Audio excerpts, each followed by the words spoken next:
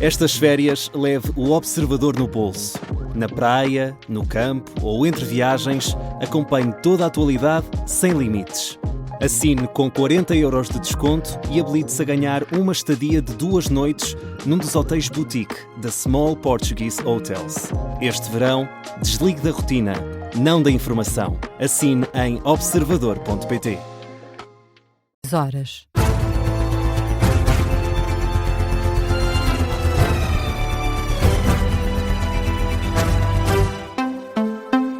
As notícias com Hugo Fortunato de Oliveira. Os alunos que viram nas pautas as notas dos exames em falta vão conhecer finalmente os resultados este domingo.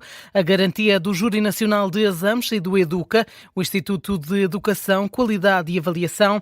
Num comunicado enviado às redações, as duas entidades esclarecem ainda o universo de alunos que ficaram com a nota em suspenso. O Ministro da Educação dizia que nesta situação estavam centenas de alunos. O líder do PS e os diretores das escolas diziam ser milhares.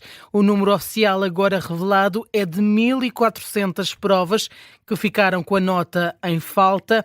O Júri Nacional de Exames e o EDUCA justificam ainda o porquê de as pautas terem começado a ser afixadas na noite de sexta-feira, quando ainda havia notas em falta. Dizem que a decisão foi tomada para não atrasar ainda mais a divulgação dos resultados da grande maioria dos alunos e para não defraudar as expectativas das famílias. O Ministério da Educação garante que nenhum aluno será prejudicado no acesso ao ensino superior devido aos problemas na avaliação dos exames nacionais. Em comunicado, a tutela lamenta os atrasos e os constrangimentos verificados e pede desculpa tanto a alunos e às famílias como aos professores e às escolas pelos transtornos causados. A polémica em torno dos exames nacionais chegou já também à Provedoria de Justiça. A entidade liderada por Luísa Neto pede ao Ministério da Educação um ponto de situação. Além disso, a Provedoria de Justiça quer ainda saber quais são as medidas tomadas por Fernando Alexandre para contornar os problemas da primeira fase, na segunda fase das provas, que arranca já na terça-feira. A Comissão de Trabalhadores do Instituto Nacional de Emergência Médica denuncia falhas no sistema informático usado nos Centros de Orientação de Doentes Urgentes e alerta para possíveis problemas no acionamento dos meios de emergência. A estrutura representativa dos trabalhadores afirma ter recebido relatos de problemas que afetam a escolha das ambulâncias, a localização das ocorrências e a indicação dos hospitais de destino. A Comissão de Trabalhadores exige, por isso, esclarecimentos à direção do INEM e questiona a entrada em funcionamento do sistema sem que todas as falhas estejam resolvidas. A organização alerta ainda para o risco de os centros de atendimento receberem informação desatualizada sobre os meios disponíveis. O Instituto Nacional de Emergência Médica rejeita as acusações, garante o funcionamento dos sistemas informáticos e nega que tenha sido necessário recorrer a triagens em papel. André Ventura pesa a demissão do Ministro da Administração Interna e avisa que a continuidade do Luís Neves no cargo poderá comprometer futuros entendimentos entre o Chega e o Governo. Numa carta enviada a Luís Montenegro, o líder do Chega considera que a permanência de Luís Neves no cargo prejudica a imagem do Governo. Ventura alerta que a situação pode arrastar o Executivo para uma cumplicidade criminosa e provocar uma perda de autoridade institucional. O presidente do Chega recupera a reunião recente que teve com o presidente da República para dizer que está ainda mais convencido do que é preciso fazer neste momento. André Ventura recorda também o caso do antigo ministro da Administração Interna, Miguel Macedo, que se demitiu depois de se ter visto sob suspeita criminal durante o governo de Pedro Passos Coelho, apesar de depois ter sido absolvido.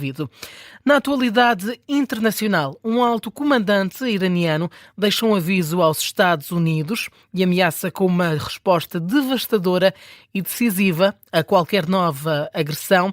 Numa declaração divulgada pelos meios de comunicação estatais do Irão, o oficial acusa Washington de procurar criar divisões internas no país e promete reforçar a união entre as Forças Armadas, as populações e os responsáveis políticos.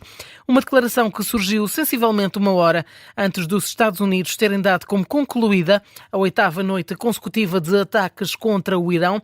Washington diz que é a resposta à morte de 2 militares norte-americanos num bombardeamento na Jordânia. O Comando Central dos Estados Unidos adianta que os ataques tiveram como alvo posições de vigilância costeira, sistemas de defesa aérea, meios marítimos e locais de armazenamento de mísseis e drones. As forças norte-americanas garantem ainda ter atingido unidades da Guarda Revolucionária Iraniana responsáveis pelos ataques que mataram os 2 militares norte-americanos na Jordânia. Além dos 2 militares mortos na Jordânia, estes 2 soldados norte-americanos, há ainda um que continua desaparecido, 2 outros ficaram feridos. Com estas baixas, só para pelo menos 16 o número de militares norte-americanos mortos desde o início do conflito no Médio Oriente. Na Venezuela, continua a subir o número de mortos nos sismos. O mais recente balanço de Caracas dá conta de 5.119 vítimas mortais, mais 50 mortos do que na atualização anterior. Os sismos destruíram ainda mais de 60 mil casas. Há milhares de pessoas desalojadas, sem apoio e deixadas a lutar contra condições sanitárias que estão a degradar-se rapidamente. A ajuda internacional existe, mas não é suficiente para lidar com o rescaldo desses 2 grandes abalos sísmicos. É o que conta a coordenadora médica dos Médicos Sem Fronteiras, Halima Hussein, que esteve à conversa com o jornalista José Rafael Lopes. Halima Hussein está nos Médicos Sem Fronteiras há 17 anos. Diz que nunca viu uma situação como a que afetou a Venezuela. É um cenário de guerra completamente. Desde a entrada do estado de La Guaira, já vemos pessoas em tendas, em carpas pequenas, mas é muito desolador ver o que se encontra nas ruas. Ainda há muitas pessoas que estão procurando por seus entes embaixo dos escombros. O relato chega numa altura em que continuam a ser retirados corpos dos escombros nas zonas mais afetadas. Pelos mortos não há muito a fazer.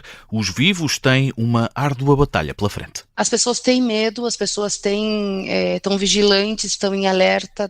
Não todo mundo consegue dormir, nem todo mundo consegue trabalhar direito. Todos sofreram muito, todos foram afetados de alguma maneira. E há mesmo quem apenas procure um pouco de paz. Nesse momento já não se encontraria mais pessoas com vida, então eles estão procurando mais retirar os corpos, retirada de corpos, para que as pessoas possam encerrar um ciclo e poder fazer o luto delas, né? A degradação dos corpos das vítimas aumenta o risco sanitário. Há relatos já de problemas entre a população. O risco de epidemias cresce e é difícil ser contrariado com os meios disponíveis na Venezuela. Como eles não têm água, eles não têm onde utilizar banhos, essas coisas, então estão muito mais afetados e o risco é muito maior. Pode haver enfermidades como dengue, zika. O horizonte é de reconstrução, mas ainda está longe, sobretudo devido às mais de 60 mil casas que foram destruídas. Muitos dormem ao relento. Há muitos prédios que foram interditados, não por falta de estrutura, né, e de base, que não sabemos se vão ser demolidos ou se vão cair. Então, muitas pessoas ainda estão nesses campos, nesses abrigos, a céu aberto. Ainda assim, a esperança mantém-se. A população venezuelana mostrou um nível de solidariedade muito, muito grande nessas últimas 3 semanas. Estamos vivendo um dia de cada vez, como se diz. O relato de Halima Hussein é coordenadora médica dos Médicos Sem Fronteiras na Venezuela, no país desde fevereiro e sem certezas quando vai poder regressar a uma vida normal. O jornalista José Rafael Lopes, com o retrato da vida na Venezuela nas zonas afetadas pelos sismos. No Mundial está entregue o primeiro lugar do pódio, o terceiro. A seleção inglesa derrotou a França por 6-4 e leva assim para casa a medalha de bronze. Foram 10 golos no jogo que decidiu o terceiro e o quarto classificados. Apesar da vitória dos ingleses, quem fez história foi Kylian Mbappé. Bastaram 2 golos para o ditador ultrapassar Lionel Messi na lista dos melhores marcadores deste Mundial e da história da competição.